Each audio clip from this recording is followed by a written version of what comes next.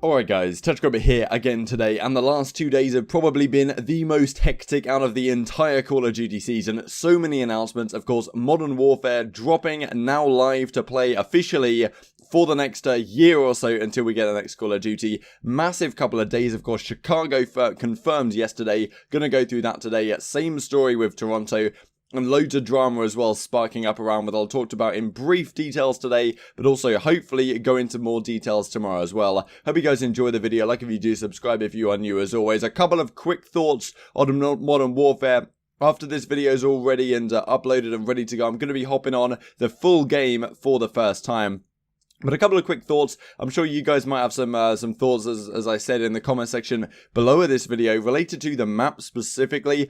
A lot of people have been talking about that the maps in this game are not good at all. In the beta, I was not impressed. And yeah, there was an entire Reddit thread I was looking through where every single comment pretty much was saying either the map's are bad or the gunplay is bad, which is something that we never typically see at the start of a Call of Duty game. Usually, this is what the COD cycle tends to look like. In November, this is the honeymoon period. The first few weeks, everyone's like, wow, this game is crazy good. Much better than the previous game. There was a lot of people saying good riddance to Black Ops 4, who are in the very first few hours of playing Modern Warfare wanting it back. I wonder if I'll have the same experience tonight, and I wonder if you guys have had a similar experience as well. Down in the comment section below, I wanted to share this quick clip from Nadeshot, which is very interesting in summing up his thoughts on the maps and the competitive situation more generally with this game. They made a game that caters to casual players, but they're hosting a league where teams pay 25 million for competitive.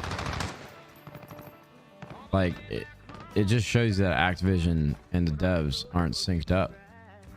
Like, I mean, I'm curious to see what happens. Like, what maps? Like, there could be 4 or 5 of these maps that work for competitive, maybe. So not exactly the most positive outlook from Nadeshot, and I'm sure maybe he'd have a different outlook if he was an individual that had purchased into the league, of course. I guess there'd be more reason for him to look on the optimistic side. But right now, as far as what I've seen, it's somewhat difficult to do so. I might even put a clip on screen now of the defusing mechanics in this game, if you guys aren't aware. If you plant or defuse a bomb, it pauses midway and you maintain your progress, which is definitely something that I don't think should be the case in a competitive game. Oh, me? No, I died. No, but he can still get an angle on me, like if he goes in the window. No, you should not. You gotta push up on the stairs, huh? I didn't even know that. Okay. Yeah, no, it's I don't know this fucking map. yeah, it's because you don't know this map. So, moving onwards to some actual announcements. Minnesota having confirmed their full roster yesterday. Silly, Assault, GodRx, Asim, and Alex is going to be their 5-man squad. Brian Saint as coach. 2 substitutes have been confirmed as well. Exceed is the first one of them. So yeah, a player who played and did relatively well at Champs on Tommy's team. Also, T-Tiny, a guy that you guys may be aware of, really came to the forefront in the World War II season at some Canadian event. People were like, damn, this kid's nasty. Been playing in the Black Ops 2 throwback tournament as well, I think. Born and bred from Minnesota, so they've got him in the team. And some pretty exciting pickups, kind of the guys that you want to have on the bench, I think, that could potentially come in and, you know, cause some stress for your main roster to keep them on their toes. Toronto Ultra confirmed yesterday. The branding, the entire team has been confirmed. I really like the color scheme and the branding here. The purple and the blue branding just goes really, really nicely for me. I wonder if you guys have a similar opinion. I don't think a lot of teams are going down this route of this kind of color scheme, so I really like it. The branding's quite interesting. They've gone for like a Canadian, be nice kind of theme. I'm not sure I kind of like it, but maybe it kind of works. I don't want to play the entire announcement video for what they did for their branding, but I will play the announcement video in just a second for their players. So they had a whole reveal event. Nav came and put on a show here, and as you're seeing here, some of the players that I'm just about to look through when we go through this video, which I'll play for you guys now on screen, the 10 players on their roster. To all the haters that said I'd never make it, that I don't stand hard enough, that I don't read voiceover scripts slowly enough or dramatically enough. To those who said that my gaze isn't serious enough, that I can't follow a sweeping gimbal shot sweepingly enough, that I can't stare off into the distance contemplatively enough, or directly into the camera poutingly enough.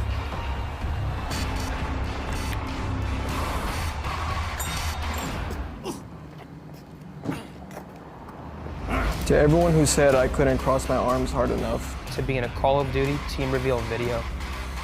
Is this enough? So pretty cool video overall, kind of a parody of itself to some degree. And look, this is the squad. Methods, Looney, Brack, Lucky, Metals, Mayhem, Classic, Bads, Cammy, and Kleenex. So stacking the roster full of all 10 players means that the salaries of these guys are going to be lower than what it is on some other teams, as there is a salary cap of 1.25 million or something in that vicinity, and it does seem like the first 5 of these are going to be the starting lineup. Makes sense, a lot of it. Definitely Methods, Looney, and Brack I thought were going to be in the starting 5. The other guys wasn't quite so sure, but it seems like Lucky and Metals are going to be drafted in as well. So very interesting starting 5. 5 more guys as well that it's nice to see here. But you know, at the same time, is this squad going to be incredibly deadly? It's tough to say so. A lot of relatively leftover players here that maybe didn't get too much opportunity on another squad. Keep in mind that Splyce is involved with this Toronto team, which may be why Looney is sticking around here. But apart from that, not an incredibly deadly team, but definitely some guys that I'm happy to see get on the bench. So here we go then, the Chicago announcement. Let's hop right into it. So this video went out on their social media yesterday. There's a longer version of this video. Effectively, it's like a vision type of thing, edited by Hitch as far as I'm aware. That's on their YouTube. I'll leave it linked down below. They put up like an 8-minute version of this on their Twitter, which already has 1 million views. Honestly, crazy. And as we're looking in a second, a poll that I did yesterday on Twitter. So who's better, the Chicago Call of Duty team or the Los Angeles OpTic Call of Duty team? You can see how the fan base has shifted already in this very short time. I guess it's of surprise to no one, but still incredible stuff. Now, the way this video ends is pretty funny. The entire video is kind of just like an homage to OpTic to some degree, and looking back at how the Black Ops 4 season ended and this kind of things. At the end, though, they do introduce what the team is going to be for the upcoming season, and it is as follows. These are the boys. We've got Scump, Formal, of course, T2P reunited. This is probably the biggest deal, the biggest story. These guys who were together for so long, considered like the biggest bromance in Call of Duty or whatever back in the Advanced Warfare, Black Ops 3, Infinite Warfare days, finally won their World Championship together, and then things all went sour in the latter half of the World War II season, as we all know. Now, they're reunited again back on the Chicago NRG lineup, and very, very interesting. Of course, this team is, on paper, at least on a Black Ops 4 level, looks pretty damn deadly, right? You know how good Scump and Formal were and have been back in the day, and, you know, this season, again, very, very solid players, maybe not spectacular players, but the likes of Envoy and Arcetes were those spectacular players this season. Of course, playing with Gunless. Big questions here really related to this because, you know, we've heard things behind the scenes that Formal said that teaming with Gunless this season was one of the worst decisions he ever made, right? They had that whole LG where they won the championship at Fort Worth, then it all fell apart due to, you know, toxic relationships and stuff within the team. Very interesting that Gunless is here. We've heard rumors that Dashi wanted to join this team instead of Gunless. Maybe even this team was down to make that trade, which makes things very interesting on the Los Angeles OpTic side, right? What does it mean for that team and the team chemistry there? Arcetes, of course, is always going to have good chemistry with anyone.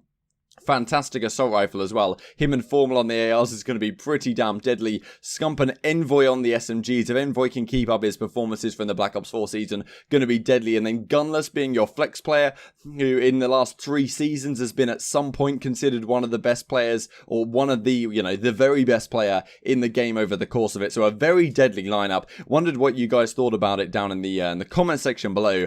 And yeah, I guess it makes sense, right? In terms of the team chemistry, in terms of the dynamics. Of course, Scump and Formal, T2P, time to pound, if you guys don't know what that means. That was their thing back in the day, like between the duo. That kind of represents this duo-ship, right?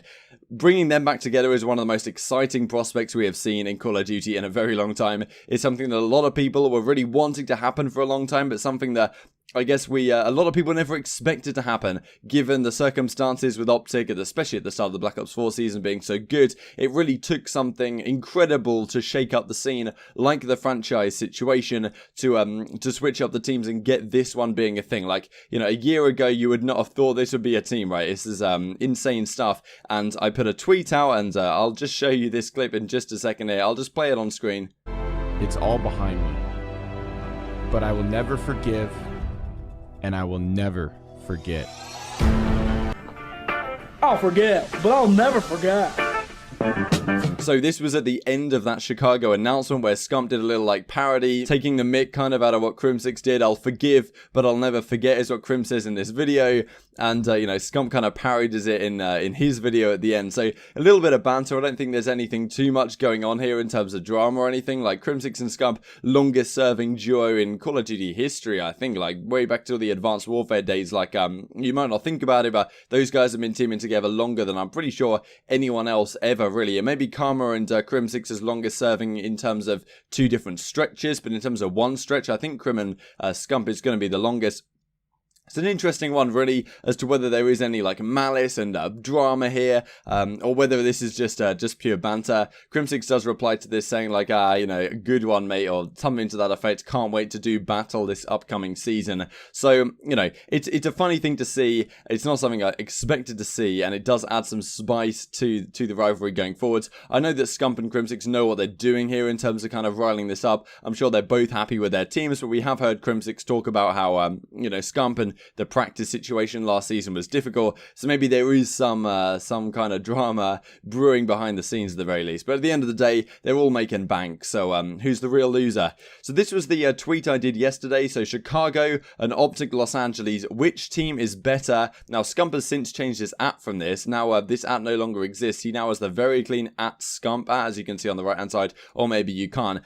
These is the results as of, well, 53 minutes left on the thing. Let me just refresh this real quick, see if we can get a more up-to-date version as to when I'm recording this video. And yeah, okay, so 31 minutes left, 1,900 votes, 82% say Chicago. Now, I don't think that's really representative of how good these teams actually are. I know that there is some things we've been talking about, how maybe Dashi not exactly sure that he wants to be on this team. But, you know, on paper, I don't think it's anywhere near as clear-cut as this. I think that what we expect to see when you do polls like this is which team has the bigger fan base always tends to rise to the top, right? And you know, it's very, very clear how having OpTic in your name, Los Angeles, does not mean anything like it used to, especially on Twitter. Maybe in the wider Call of Duty scene, the people who don't follow COD so closely that aren't necessarily on Twitter or maybe watching these YouTube videos, they might have a different, you know, association with OpTic Gaming, and they may still find some, you know, lingering fandom there. But for the majority of people, their fan base has completely switched over to the Chicago team.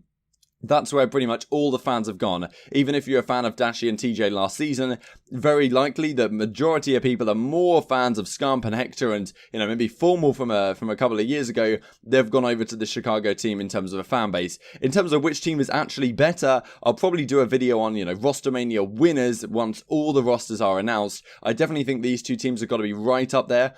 My gut feeling was that OpTic LA on paper I think should be better, but it's very tough to say. It depends how things go in the Black Ops 4 season. I just see these 4 players as absolutely deadly, and I'm not 100% sure that the same thing is the case on Chicago. I think they could be very, very close. I think we've got great rivalries brewing, but with the potential of maybe Dashi not being too happy in this team, I can understand why you would choose Chicago to be the better team on paper. But I don't think it's as clear-cut as this, and I think that shows something distinct about the Call of Duty community right now. So I hope you guys enjoyed the video. Like if you did, subscribe if you are new. As always, I would greatly appreciate it. Leave all your thoughts down below. More on this whole drama and the Crimsix, TJ, Dashi, babysitting situation in tomorrow's video, most likely. But just so much content going on right now. Enjoy Modern Warfare tonight if you can. And yeah, thanks for watching as always. I'll see you next time.